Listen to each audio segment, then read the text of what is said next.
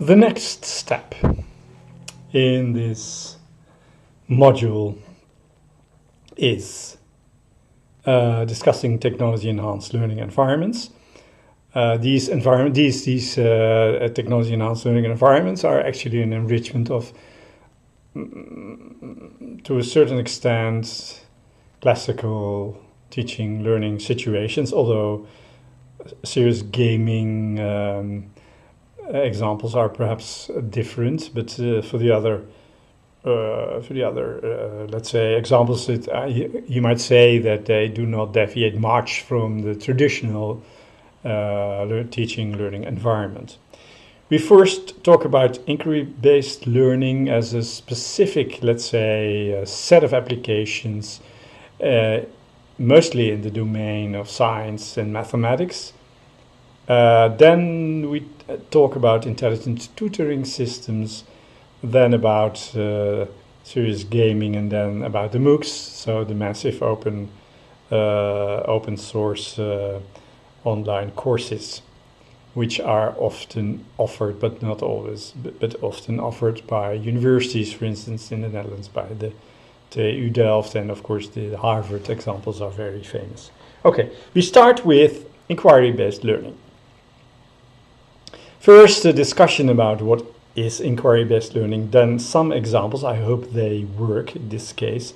And then I would like to introduce you to a debate about inquiry-based learning, which has been going on for several years now, but it's still interesting because of the various points of view in this debate. First, what is inquiry-based learning? Well, you might say that in general, inquiry-based learning has to do with creating knowledge by doing research. So it's the research-oriented way of using technology-enhanced learning environments. We will return to this line of products later on when we talk about computer-supported collaborative learning, but now we just mention a couple of characteristics of these learning environments. So students have to solve problems, have to do research in simulation environments, explore models, vary parameters, and see what the effects are on outcome variables in order to discover rules or laws, scientific laws, or let's say relationships between various independent and dependent variables. So students create a mental model. We talked about mental models already when we discussed the multimedia learning theory of Richard Meyer. So gradually the facts or the evidence which has been collected in the learning environment by doing research is, let's say, and the conclusions which can be drawn from this evidence are represented in a mental model in a sort of coherent structure in which the various pieces of information come together. In order to be able to research something, there has to be a problem, of course. There has to be a problem in the first place. And this problem is here indicated by various concepts. Anomalous data, for instance, data which do not fit into your idea of the world. My favorite example is the example of a couple of boys in the first grade of secondary education who were confronted with a situation which they did not understand. So the teacher used, these iron sort of, sponge-like structures, and he burned the iron. These iron threads, which are in a sort of, knit together, and he burned them on a Bunsen lighter, so to speak.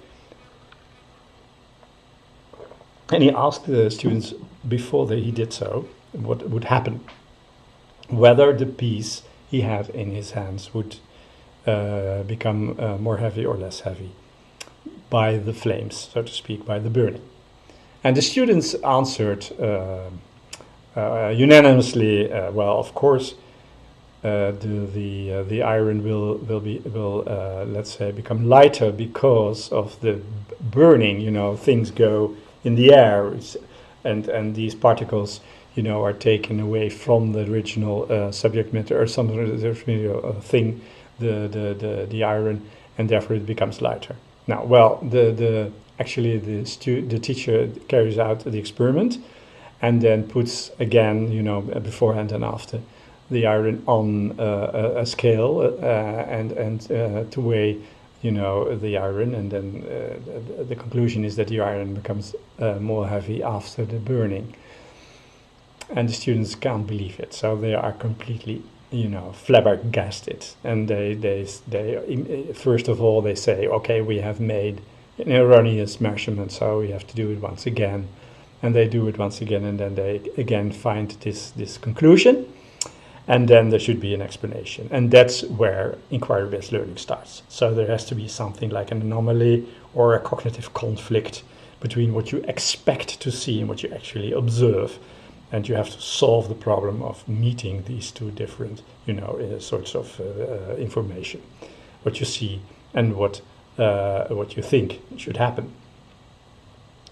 And then again, of course, there is something like a cognitive change which is necessary in order to be able to understand and to make ends meet, so to speak, to understand what has happened. So that's inquiry-based learning. Now, Ton de Jong with his colleagues made a sort of, picture, I can show it to you, which shows the various phases in an inquiry-based learning project. So first there is something like an orientation on the problem. Then there is the conceptualization phase, in which questions are asked and hypotheses are generated, and that leads to exploration or experimentation in the case of hypotheses. So collecting of data, the investigation as it is called, and the data have to be interpreted. And then there's a conclusion.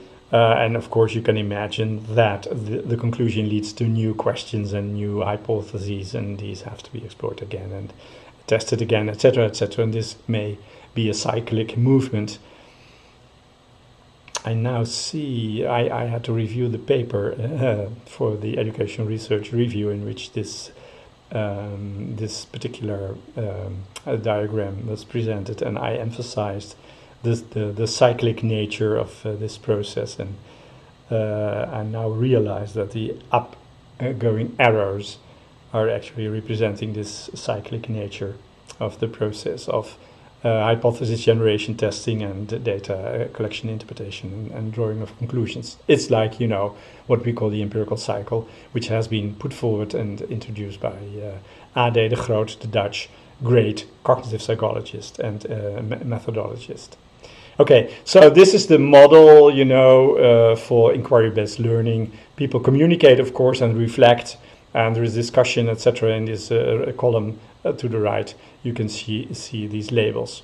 And now you can imagine that there is a sort of, a model in the computer program which has to be explored, and which can be explored by actually carrying out experiments. So the program provides the simulation environment in which the research, the inquiry has to be done. That's the basic idea of inquiry-based learning, that the computer controls the simulation environment. Okay, enough of this example. So this is basically an example. You might say that the amount of pedagogy included in the program may differ from one program to the other. So the availability of the model is, and the availability to manipulate variables by choosing values or by measuring outcome variables is important. So the model you should be able to explore the model to a very deep extent, but there's not necessarily much pedagogy in the program that might be included in the accompanying materials, the assignments, the discussions with the teacher and the fellow students, etc., etc. So the blended arrangement of the learning environment. Okay. But of course, you can imagine that there are other programs which actually do monitor and control the way students enter hypotheses or formulate questions by providing sort of scratch pads, electronic scratch pads on which students can actually formulate their hypotheses, and then the program can also monitor that and give feedback on the quality of the hypotheses and the way the experiments are actually arranged to test hypotheses. That makes the program, of course, more complex. Okay, I have two examples here. Let's see what happens when I click these. Something may happen here. I think so, yes. So we are here in the Center of Inquiry-Based Learning. Science kits for children from kindergarten to the 8th grade. Let's try to find an example, perhaps. I don't know what happens. Oh, you see here examples. The solar system, the Earth's crust, energy and waves, cycling of matter and population dynamics. Let's see what happens when we click on solar system. Oh, and then you just receive a short description. Developed by the center, this kit provides inquiry-based activities designed to supplement textbooks adopted by school districts in North Carolina. Topics include moon log, the sun's path across the sky, day and night, phases of the moon, eclipses, rockets, and solar system weather projects. So what you see here is that that the program actually provides materials, simulation environments for students to do inquiry-based research, but that this is really a blended learning situation in which the textbooks are also necessary and the teacher, of course. Let's see what thrill ride mean. A series of challenges to produce an amusement park ride. Students grapple with inertia, force, potential and kinetic energy transformations, friction, weight, velocity, acceleration, Newton's first and second laws, centripetal force, g-force, simple harmonic motion, net force, and free fall. Interesting. So again, I guess simulation environments to enrich the blended learning learning environment. Okay, so you can see all kinds of examples here. Now let's go back to our presentation, and there was another example. That's the project at Berkeley University. I hope we are yes, we can see that. So web-based inquiry science environment. You see WISE has created a learning environment, virtual learning environment, a powerful online platform for designing, developing and implementing science inquiry activities. Since 1997, growing community, more than 15,000 science teachers, as well as over 100,000 K-12 students around the world. A simple interface, cognitive hints, embedded reflection notes and assessments and online discussions, as well as software tools for activities such as drawing, concept mapping, diagramming, and graphing. WISE can also incorporate interactive simulations and models built in a variety of modern web technologies. WISE projects promote student self-monitoring through collaborative reflection activities and teacher feedback. As you can see here, perhaps I can enlarge this a little bit. Yeah, so here we are. So you have here an inquiry map which guides the learner with questions, with problems to work on. We have hints and help here. We have evidence pages, provide interactive visualizations and experiments. So the rich science content, that's actually the window where the experiments can be done. And here we have the possibility to ask for predictions, reflection, critiques, to make notes. You see, so this is the typical arrangement of these inquiry-based learning environments, where you have various windows which offer you information in the sense that problems are offered, that hints are given, that you can make notes on a scratch pad, and that you can do the experiments yourself. So you can, the reading and writing prompts, you can predict, observe, explain, reflect. That's of course the usual line of reasoning. You can you evaluate claims, you can write coherent narratives, and you can evaluate as a student the quality of different scientific explanations. Well, I think this gives an example. Perhaps you can explore the website yourself a little bit deeper to see what possibilities there are in this particular virtual learning environment offered by the University of Berkeley. Okay, let's go back to our presentation. And I think as we do this, yes, we come to the third, point of interest here. That's the inquiry-based learning debate. I just provide you with two positions. One put forward by Paul Kirchner, John Sweller, and Clark. The traditional point of view, you might say, and then the other position is by Diana Kuhn. Well, the point Kirchner and colleagues want to make is that guided instruction is more effective and more efficient than inquiry-based learning. It's a matter of human cognitive architecture.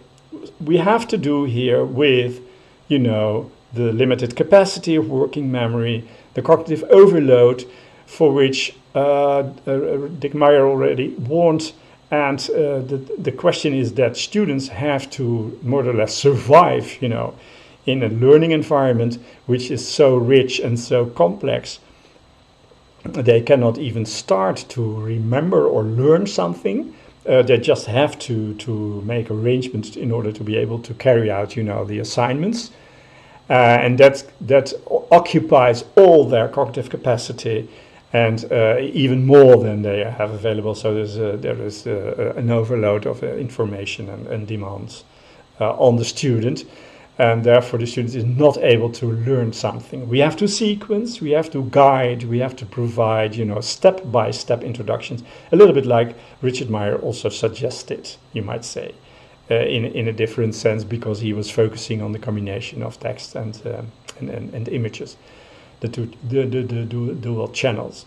So, but that's the position here. So be careful, sequence, arrange everything in order to provide structure. That's the basic idea, what I also emphasize. So structure is absolutely necessary in order to enable students to learn something. That's the basic idea. What is the answer by Diana Kuhn? What she says is she does not disagree with Paul Kirchner, as a matter of fact, but she questions the question which was put forward by Paul Kirchner. So what she says is they do not address what really matters, and that is, what do we want children to learn? Are we considering science as a way of knowing the world, which Karl Boerhaave also mentioned and identified as the design mode of knowledge. We will return to that later on. So the basic idea is whether you want children to understand that knowledge has to be constructed, has to be designed, and that in order to be able to do so, you have to experiment yourself. You have to practice in a more or less, structured and protected and controlled situation, which is the inquiry-based learning environment. You have to develop skills which enable you to do such a research and to build knowledge, to construct knowledge, basically. So Kuhn is actually, let's say, questioning the educational objectives which Paul Kirchner and his colleagues take for granted, I must say. So they simply do not bother about these objectives, and they say, okay, in order to whatever kind of knowledge you want students to acquire, you need to provide them with a structured environment and with a better paced and sequenced and the kind of questions which and appropriate feedback, etc., etc. So the debate is a bit a difficult debate because the points of departure are questioned, not so much the content of what the statements which are made. So what Kuhn is emphasizing, Diana Kuhn is emphasizing, that in order to help children to master, to survive, let's say, the 21st century, you have to equip them with skills which allow them or enable them to construct knowledge themselves. And therefore you need to offer these well-managed and well-structured, but rich and authentic inquiry-based learning environments. That's the basic story here. An interesting debate, I think, still going on. You see the references. You may, let's say, explore this debate further. Maybe it's relevant for your own research. Okay. Now, the next step is a short exploration of what intelligence tutoring systems are. First, some of the characteristics of these systems, then the components, then some examples, which I hope are working, and then some ideas about the outcomes of working with these kinds of systems. Okay, first, the characteristics.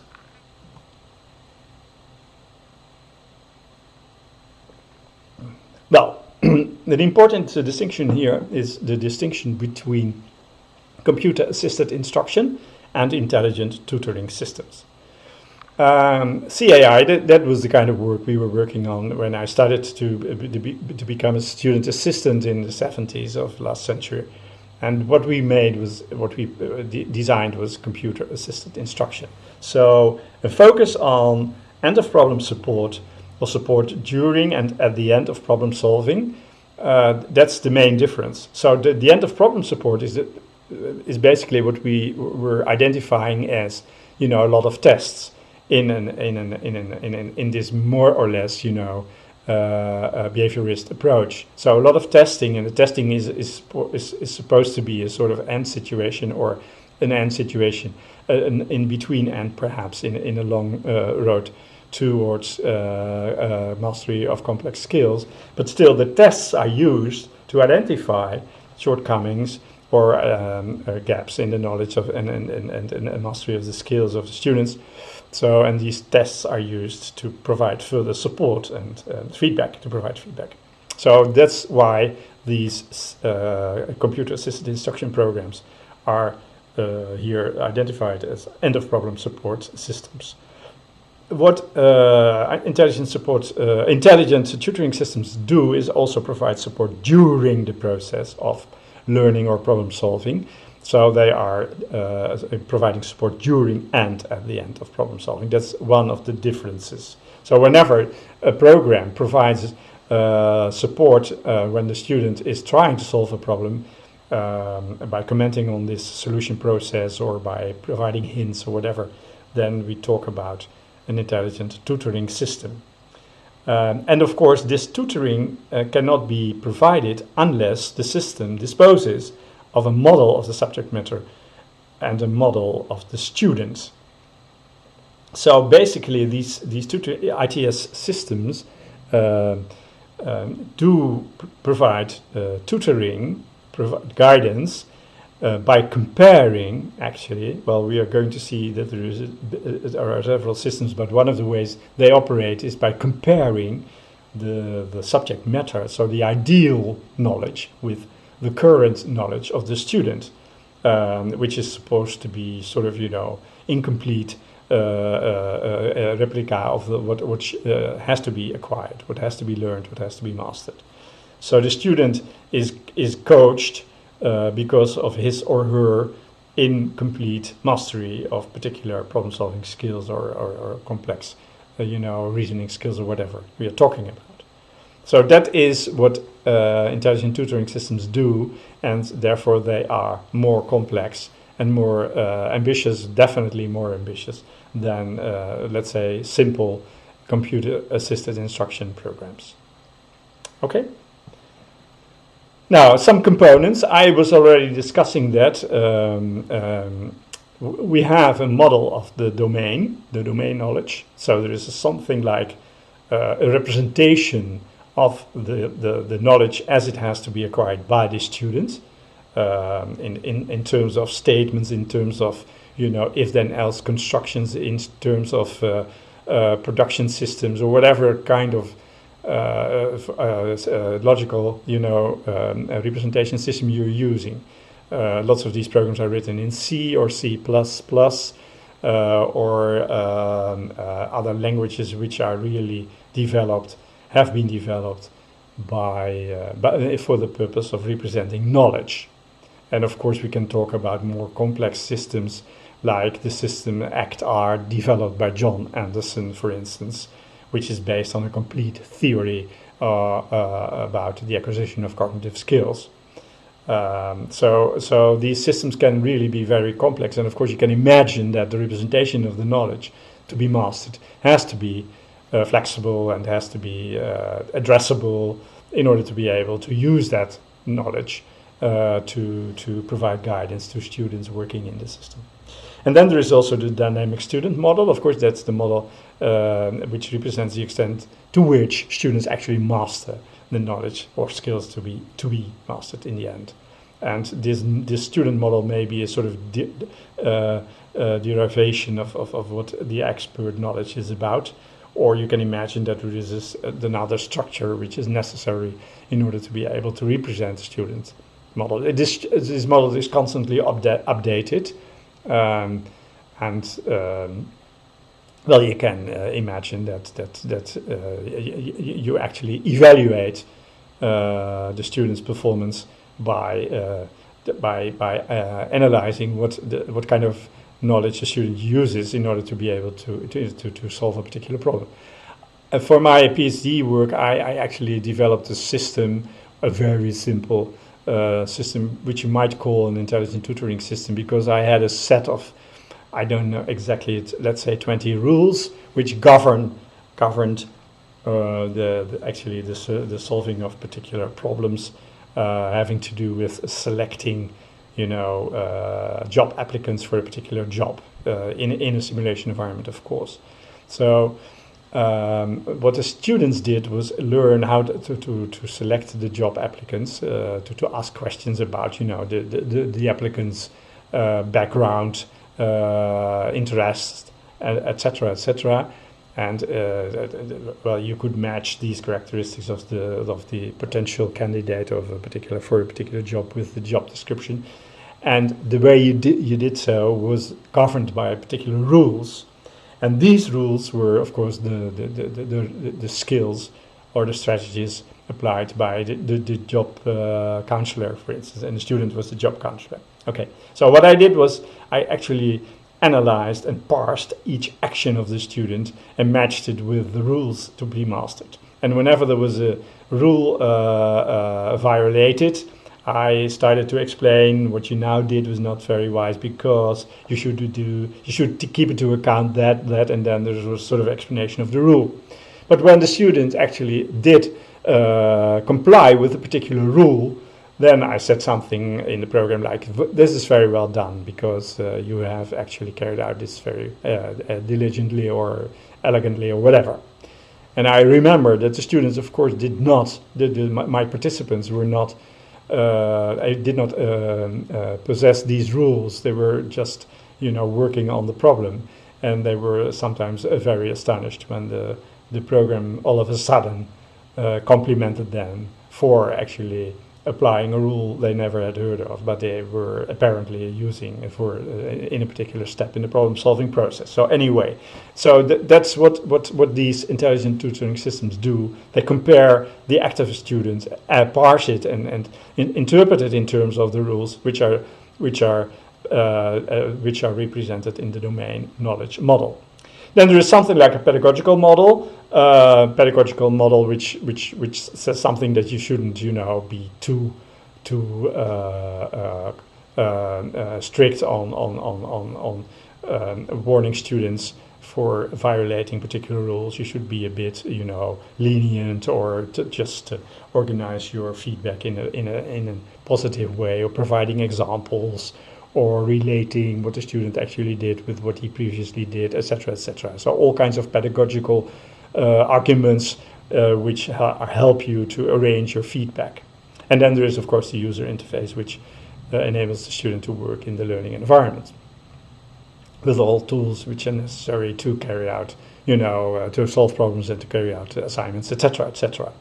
So these are the 4 components of an intelligent tutoring system, and you can imagine that the first 2 are the most important, because they do the work, and the interaction between these 2 models actually determines the advice the student gets, or the problems which are offered, etc. Okay, so these are the components. Perhaps an example. I have 2 examples here. The cognitive tutor. The cognitive tutor is actually a sort of, concrete elaboration of Anderson's XR model. So it's from Carnegie, of course. And perhaps I can show you a little bit of this intelligent tutoring system, the cognitive tutor. Well, you can also explore this website yourself. The focus is on the individual student's needs with software that customizes feedback, hints, and prompts within each problem. With cognitive tutor software, students in grade 9 to 12 have all the resources they need to succeed. So there are lessons, key terms, skills students should, let's say, explore before they start working on problems. There is a glossary, there are step-by-step interactive examples, and then there is something happening here, and I not exactly know what happens, but should I press this big arrow? It's always enticing, of course, to do that. Let's see what happens. Well, we have to do something which is not possible at the moment, so I just return to my presentation. And then there is a second example, which is Sherlock. And the interesting thing about Sherlock is that it has a different architecture. Therefore, I would like to mention it is this one. It is a system in which students have to diagnose electronic circuits. It's very difficult. I try to give you an example taken from this particular presentation, but I couldn't make it clearer than it is now. The point is that so the student experiments by probing particular connections in this electronic system and seeing what happens there, and with all the particular elements which you can find in resistance and resistors and whatever you have there in such a system. But the interesting thing is here that there is not a comparison between the knowledge to be mastered and the knowledge as shown by the student, but there is always, in every situation, the system compares the problem which is at that particular moment on, let's say, the board, with the solutions which the system has already stored for all kinds of problems. So this is what the authors call case-based reasoning. So case-based reasoning is different from the reasoning which has been implemented in systems in which a comparison is made between an expert model and a student model.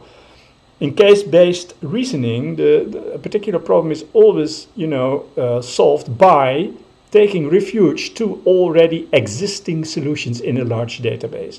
It's a bit like, chess players, how chess players think. Chess players have an enormous amount of solutions, of board positions and solutions in their head. For instance, something like 50,000, which is often mentioned as a sort of, number of solutions experts have in a particular domain, 50,000. Well, what a chess player does is, in a particular situation, try to identify this situation in, this large database of problem situations which he has stored, which he or she has stored in mind, and extracting the connected solution procedure for that particular problem. So case-based reasoning is identifying cases and identifying the attached solution to a particular case. Okay, that's done in this particular Sherlock in this particular intelligent tutoring system, and the student gets feedback based on this, case-based reasoning by the system. Okay. Now, perhaps a few words on the effects of intelligent tutoring systems.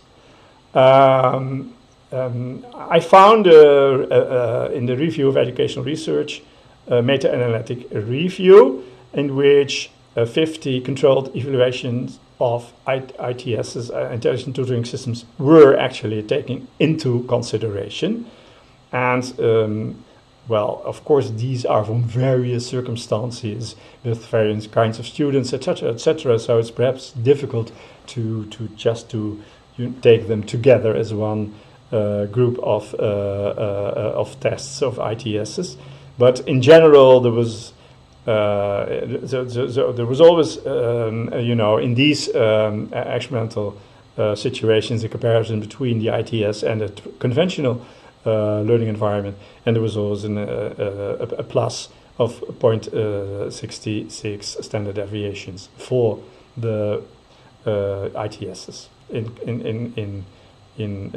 comparison with the conventional tutors from the 50th to the 75th percentile. Of course, it depended a lot on the post-test used and the control treatments used, whether you did find or did not find such a difference. But it is considerable, I think. But it did surprise me, as a matter of fact, because you can imagine that it is an enormous investment to create these intelligent tutoring systems. Then they have not found their way, I think, to the classroom, as might have been dreamed by the original people who started to work on these systems, like Alan Newell and, of course, John Anderson himself and other people. They were thought of, these ITSs, in the 90s or the 80s and the 90s of the last century as a solution of many educational problems, but they have not been in that way successful. But if you see the gradual development of these systems and the still increasing power of these systems, then I must admit that the effects, as shown here in this review study, are considerable and are hopeful for the future. Okay. Now a few words on serious gaming. Serious gaming is, of course, something which we all are, to a certain extent, a bit familiar with, as far as we are familiar with gaming. But gaming and games and serious games are, of course, not the same. So games are for fun and serious games are for serious business, of course. You can imagine educational applications. So Meyer again gave a few characteristics of these serious games. And these characteristics are also perhaps the reasons why people like to play with these serious games. So first of all, they are rule-based. So there's an environment which you can explore and which you can try to understand. So that's already, of course, a lot of challenge here, curiosity, which is raised by these games.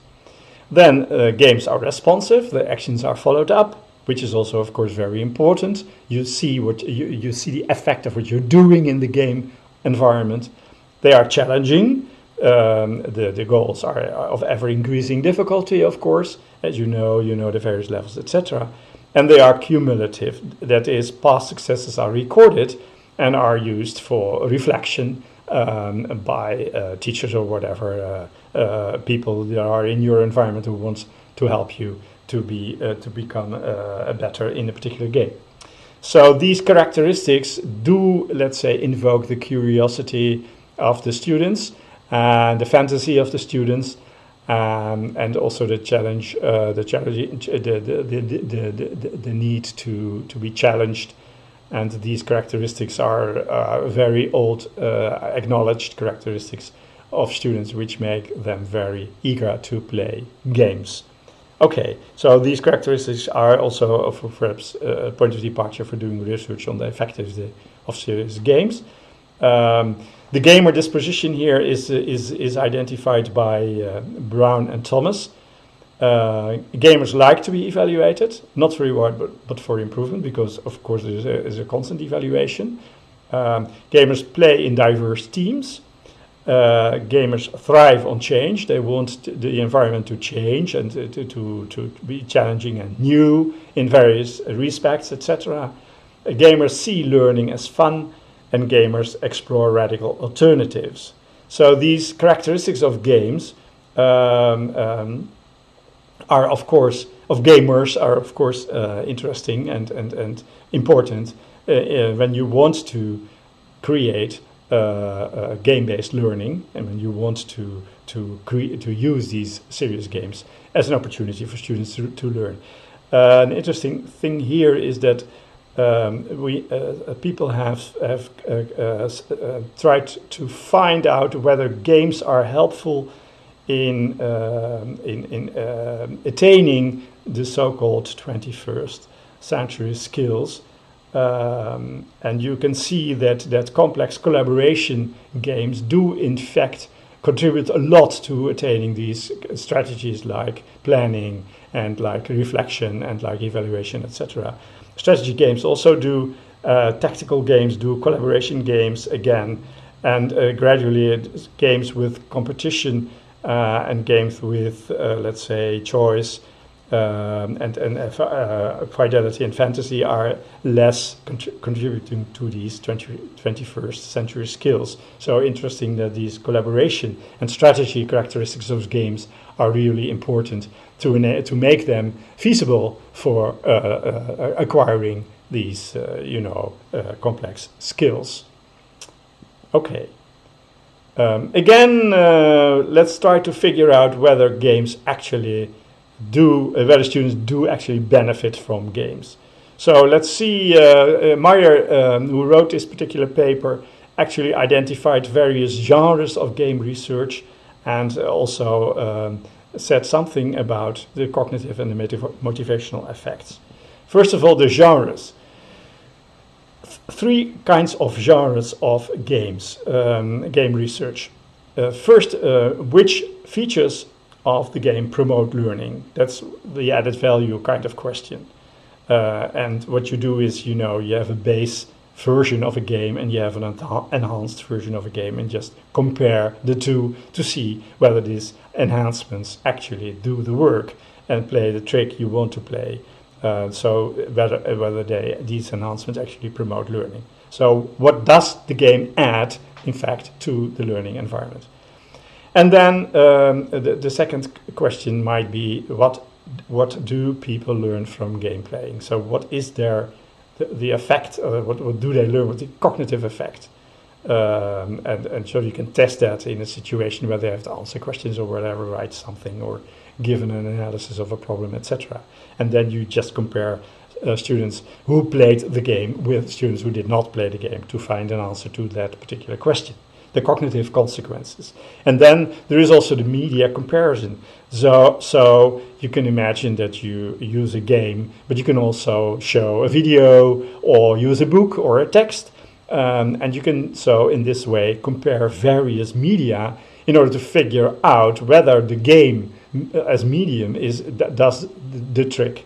And so you just simply compare the game with standard media in which the same information is transmitted. Again, this is based on the idea that something has to be learned from the game, and you can measure that, which is basically, let's say, the transmission idea, which makes the comparison possible. If you say, for instance, that students have to create new knowledge, and that a game enables them to do so by exploring all kinds of environments, etc., then it is far more difficult to make a comparison within a conventional situation in which this information simply is not available. So Meyer is always, a very clear writer and a very clear thinker.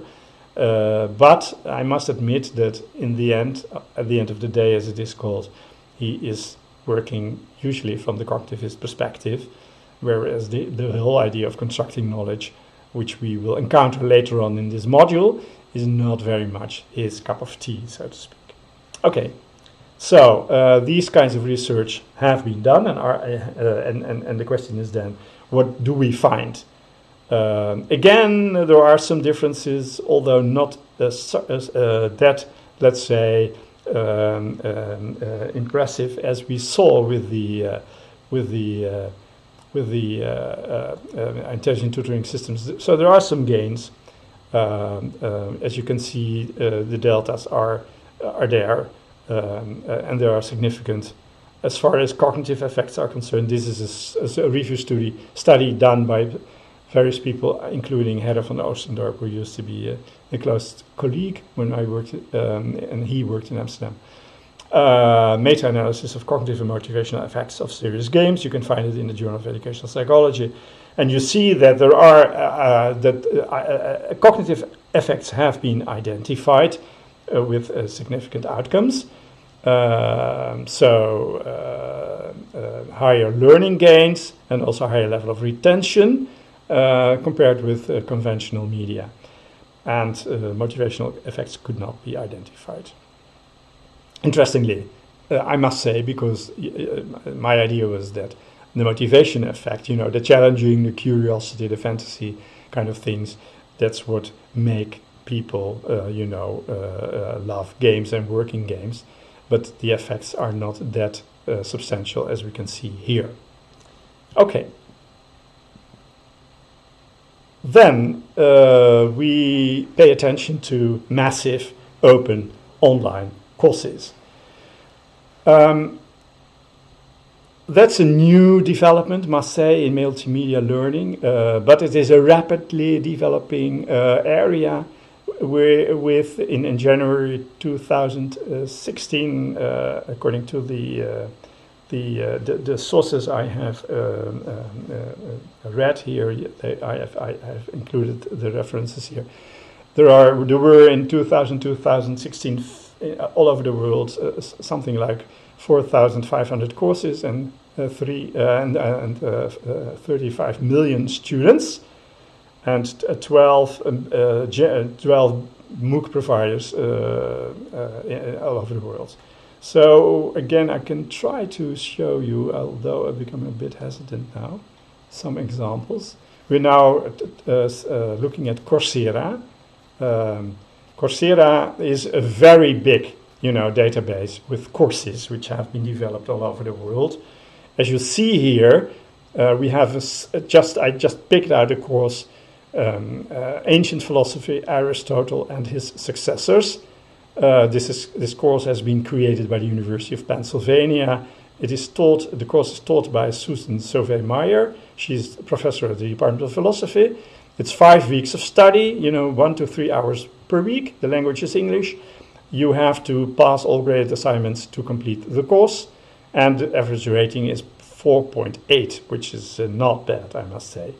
Now you get the syllabus here. So let's have a look at it. So in week 1, you have 6 videos, 1 reading, and then you have to do some work, and then again 6 videos and 2 readings. In the week 2 about Aristotle's natural philosophy, etc., etc., etc. So it's very detailed, this description with all kinds of assignments to show that you have understood what has been explained. In general, I must say that what I've seen, I've actually explored a couple of examples before I started to work on this particular course myself, that what you see is that people are just standing, before the camera, as I am doing now at the moment, and just, with a blackboard behind them or a whiteboard behind them and just teaching like they do in a classroom. So there's not much modern technology involved in the way they transmit their expertise. That's interesting. It does, I think, to a considerable extent also hold from my course here. But still, the idea of being independent of place and time to follow the course is of course a major asset of these courses, but not so much the pedagogical tricks which have been applied. In general, you can follow these courses for no money. for nothing. But as soon as you want to take an exam or want to be evaluated, then you have to pay. So that's the deal in almost all of these courses. So you can study everything if you like, as long as you don't take a test. As soon as you take a test, you have to pay. And then you will be evaluated, of course. And then you're actually enrolled in the course. Okay, that was Coursera, a very large database, as I said. And I have another example here, the edX. So this is also an opportunity to do online courses with contributors from very distinguished institutes like MIT, Harvard, Berkeley, the University of Texas System, and the University of Queensland, and also our own technical university, Delft, TU Delft. And then you have, again, so these are quite technical things I suggest. So I have the feeling, so statistics and R, introduction to Python, interesting things. Now, as soon as I finished, designing this particular course, I might start as an pensionado to work, for instance, on Python, which is an interesting language, I think, to learn. Anyway, and also more literary subjects here, like justice, etc., English composition. You see? So that is edX, also an interesting area to explore, perhaps. And I had another one. Oh, that's the Delft thing. So you can see the TU Delft has been very, very advanced in also developing these courses like pre-university calculus, business model implementation, etc., etc. Let's have a look at this one. Pre-university courses. Well, you get an overview. The course consists of 6 modules and 1 final exam. The class will consist of a collection of 3 to 5 minute lecture videos, inspirational videos, and the use of mathematics in science, engineering, and technology, interactive exercises, homework, and exams. So you shouldn't expect much, let's say, new ideas about the pedagogy, but it's as I said, very helpful to do courses in your own time and at your own place. That's the basic idea of MOOCs. Please have a look yourself to be able to further, let's say, get an impression. Completion rates are extremely low, 10 to 30%, which is a big problem. A problem of these courses, but also a major problem of Open University courses, where the same problem existed for a long time. You can identify various types of users. So people who just register and do not further let's say, contribute to the course. You have the active learners, of course. You have the gamblers who just take a test, see what happens, and the social learners who do make use of the let's say, social environment of the MOOC by communicating with fellow students, etc. So there has been analysis of dropout rates, and there has been a relationship between reading and writing and discussion forums. So you can imagine that people who are more active in these fora also drop out less. That is a simple thing. So the active instructor drives a positive interaction into creating a dynamic social environment. Activities are always important as far as keeping people in these courses is concerned. 3 ways to improve retention. Student pacing, we already discussed that in Meyer's theory. Rewards for completion. More rewards for completion, so make it a real issue that you are rewarded if you do a test and take a test and have success. And more interaction between students and between students and teachers. These 3 let's say, measures actually have been proven to lower the dropout rates of these MOOCs. Okay. I think that ends our discussion and first exploration of technology-enhanced learning environments. I hope you have let's say, now got the opportunity to have a first idea of what these environments are about, what their ambitions are, what their purposes are, and what the possibilities and also drawbacks of these environments are. And I hope you also were able to connect what we have seen and discussed with the multimedia learning theory of Richard Meyer.